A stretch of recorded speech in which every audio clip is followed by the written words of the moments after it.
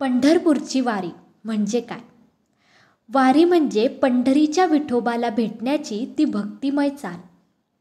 वारी म्हणजे तन मन आणि भावभावनांचं एकत्र भक्तीत विलीन होणं. पंढरपूरची वारी म्हणजे महाराष्ट्राची आत्मा. तर वारी हा शब्द मुळात वारंवार जाणं या अर्थाने वापरला जातो. पण इथे ती आहे वारंवार विठोबाच्या भेटीला जाणारी भक्तांची वाट. पंढरीची वारी ही महाराष्ट्रातील एक अत्यंत श्रद्धेची आणि एकतेची चालती बोलती परंपरा आहे. दरवर्षी आषाढी एकादशीला लाखो वारकरी पायी टाळ चिपळ्यांच्या गजरात ज्ञानोबा तुकाराम म्हणत पंढरपूरच्या विठ्ठल रुक्मिणीच्या भेटीसाठी निघतात. वारी म्हणजे शांततेने चाललेलं भक्तीचं आंदोलन. वारी म्हणजे समाजाला एकत्र बांधणारा तो अद्भुत अनुभव. वारीची सुरुवात कशी आणि कधी झाली? वारी ही आजची नाही, तिचं मूळ 800 वर्षापूर्वीचं आहे. 13व्या शतकात संत ज्ञानेश्वर महाराज आणि संत तुकाराम महाराजांनी ही वारीची परंपरा सुरू केली.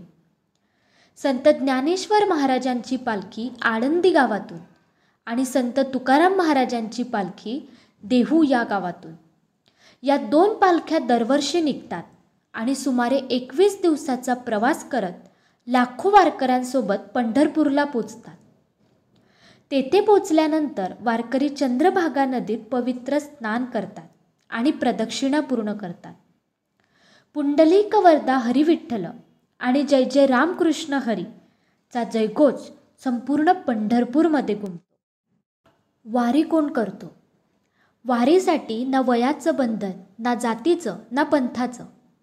येथे डॉक्टर, शिक्षक, शेतकरी, विद्यार्थी, गृहिणी, उद्योगपती सगळेच एक वारकरी. वारीत चालणं म्हणजे अहंकार टाकणं. वारीत टाळ वाजवणं म्हणजे अंतरंग शुद्ध करणं.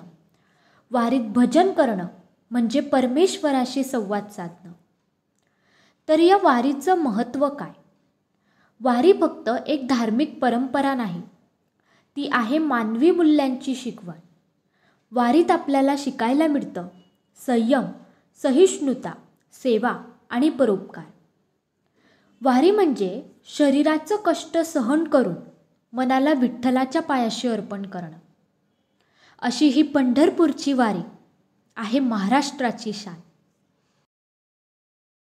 तर मित्रांनो, या व्हिडिओमध्ये सांगितलेली पंढरपूरची वारी याबद्दलची माहिती तुम्हाला कशी वाटली ते मला कमेंटमध्ये नक्की सांगा. आणि व्हिडिओ आवडला असेल तर व्हिडिओला लाईक करा, जास्तीत जास्त शेअर करा आणि अजूनपर्यंत चॅनलला सबस्क्राईब केलेलं नसेल तर नक्की सबस्क्राईब करा. रामकृष्ण हरी.